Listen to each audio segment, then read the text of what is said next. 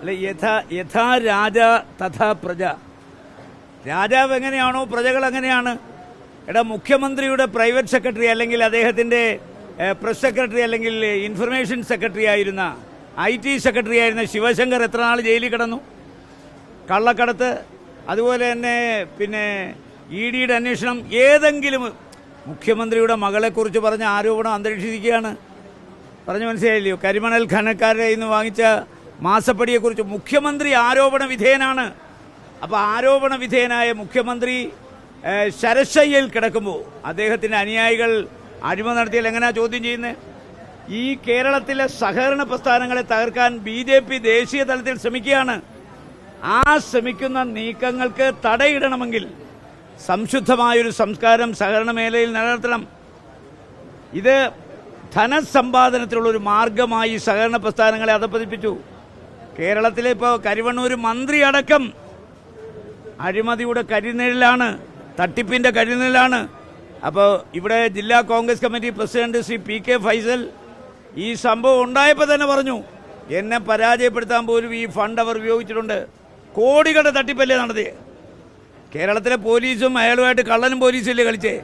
എന്താ ഇത്രയും പിടിക്കാൻ വൈകിയത്? അപ്പോൾ ഈ ഭരണം അഴിമതിക്കാരെ സംരക്ഷിക്കുന്ന ഭരണമാണ്, സഹകരണ പ്രസ്ഥാനങ്ങൾ കൊള്ളയടിക്കുന്ന ഭരണമാണ്.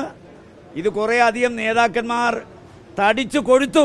ഈ ഭരണത്തിൻ്റെ 8 വർഷത്തെ ഭരണത്തിൻ്റെ കീഴിൽ പാവപ്പെട്ട പ്രവർത്തകൻ ഇപ്പോഴും കൊടി പിടിക്കുക, മുദ്രാവാക്യം വിളിക്കുക, വോട്ട് കുത്തുക.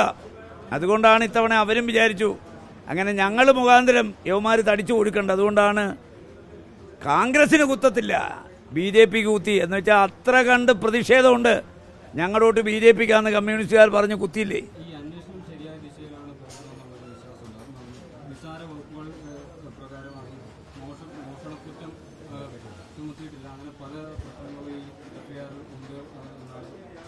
അതെ, മടിയിൽ ഖനമില്ലാത്തവന് വഴിയിൽ ഭയപ്പെടേണ്ടെന്ന് എപ്പോഴും നാടിയേക്ക് 40 വട്ടം പറയുന്ന ആളല്ലേ മുഖ്യമന്ത്രി. മുഖ്യമന്ത്രിയുടെ കയ്യിലല്ലേ ആഭ്യന്തരം, crime branch, intelligence, local police.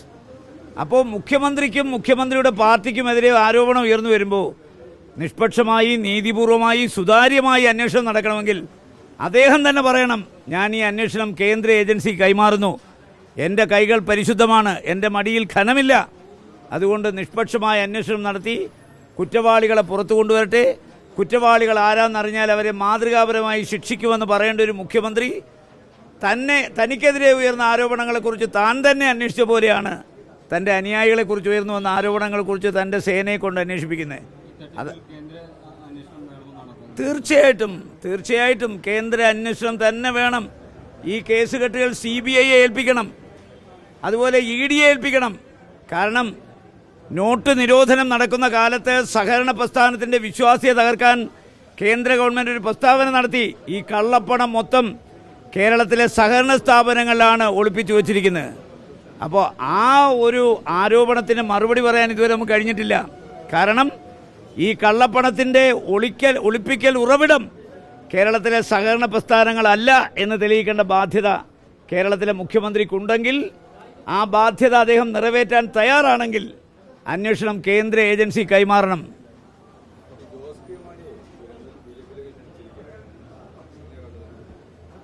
Jose K മാണിക്ക് ഒരു തെറ്റുപറ്റി. തൻ്റെ പിതാവിനെ ഉന്മൂലനം ചെയ്യാൻ നടന്ന ആളുകളുമായി കൂടി. അതിന് മലയാളത്തിൽ ചൊല്ലുണ്ട്, വിനാശകാലേ വിപരീത ബുദ്ധി. ആ വിപരീത ബുദ്ധി കുറച്ചു കാലമായി. ഇപ്പോൾ എന്ത് പറ്റി? കോട്ടയം പാർലമെൻറ്റ് പോയി, പാലാ അസംബ്ലി പോയി, ഇനി രാജ്യസഭയ്ക്ക് മാർക്സിസ്റ്റ് പാർട്ടിയുടെ പുറംപോക്കിൽ കിടന്ന് തെണ്ടേണ്ട സ്ഥിതിയാണ്. അതുകൊണ്ട് ജോസ് കെ മാണിയെപ്പോൾ ആളുകൾ ഒരു പുനർചിന്തനം നടത്തണം. ഇപ്പോൾ ദേശീയ തലത്തിൽ ഒരു രാഷ്ട്രീയ പുനരേകീകരണത്തിൻ്റെ സമയമായി. കാരണം നരേന്ദ്രമോദിയുടെ ഗ്യാരണ്ടി ഇനി നടക്കത്തില്ലോ. ഇനി നരേന്ദ്രമോദി ഗ്യാരണ്ടി പറയണമെങ്കിൽ എൻ്റെ ഗ്യാരണ്ടി, മോഡിയുടെ ഗ്യാരണ്ടി മാറ്റണം. നിതീഷ് കുമാറിൻ്റെയും അതുപോലെ തന്നെ ബാബു നായിഡുവിൻ്റെയും ഗ്യാരണ്ടി, ഞങ്ങളുടെ 3 പേരുടെയും ഗ്യാരണ്ടി പറയണം. ഒറ്റ ഗ്യാരണ്ടി പോയി. ഞങ്ങൾ കാത്തിരിക്കുന്നു. മഹാരാഷ്ട്രയിൽ കലാപം ആരംഭിച്ചു കഴിഞ്ഞു. അവിടെ ജയിച്ച MP-മാരൊക്കെ ഞങ്ങളോടൊപ്പം ചേരാൻ വന്നിരിക്കുകയാണ്. ഞാൻ എഴുതി വെച്ചോ, നിങ്ങൾ എഴുതി വെച്ചോ, ഈ ഗവൺമെൻറ്റിന് 1 വർഷത്തെ ആയുസേ ഉള്ളൂ. അതിനു മുമ്പ് ആ 1 വർഷം കഴിയുമ്പോൾ ഇന്ത്യയുടെ പ്രധാനമന്ത്രി കസേരയിൽ രാഹുൽ ഗാന്ധി വന്നിരിക്കും. നിങ്ങൾ എഴുതി വെച്ചോ, വന്നിരിക്കും. ഇനി നരേന്ദ്രമോദിയുടെ അഹങ്കാരം മനസ്സിലായില്ലയോ? ഇനി വർഗീയ ധ്രുവീകരണം. ഞങ്ങളാണ് ഉയർത്തിയത്. ജാതി സെൻസസ് വേണം. ഇതാ ഇപ്പൊ പറഞ്ഞു കഴിഞ്ഞല്ലോ ചന്ദ്രബാബു നായിഡു, നിതീഷ് കുമാർ. ഞങ്ങളാണ് ഇന്ത്യയുടെ ഭരണഘടനയെ സംരക്ഷിക്കണമെന്ന് പറഞ്ഞ് ഇപ്പൊ അവരും പറഞ്ഞു തുടങ്ങി. ഇനി നരേന്ദ്രമോദി ആടിക്കളിയടാ കൊച്ചുരാമ, ചാടിക്കളിയടാ കൊച്ചുരാമ എന്ന് നിതീഷ് കുമാർ ചരടിട്ട് വലിക്കുമ്പോൾ ആടിക്കളിക്കുന്ന ഒരു കൊച്ചുരാമനായി മാറി. ആരാ? 400+. മനസ്സിലായോ? 400+. ഇപ്പം നിതീഷ് കുമാറും ചന്ദ്രബാബു നായിഡുവും കഴുത്തിൽ ചരടിട്ട് വലിക്കുകയാണ് ആടിക്കളിയടാ ഇങ്ങോട്ട് കാണുമ്പോ. അപ്പോൾ കൊച്ചുരാമൻ്റെ ആടിക്കളിയൊക്കെ മാറി. ഇനി ഗ്യാരണ്ടി ഞങ്ങൾ കൊടുക്കും ജനങ്ങൾക്ക്. കോൺഗ്രസ്, ഇന്ത്യ മുന്നണി കൊടുക്കും ഗ്യാരണ്ടി. ആ ഗ്യാരണ്ടിയാണ് ഇന്ത്യയിൽ നടപ്പിലാകാൻ പോകുന്നത്.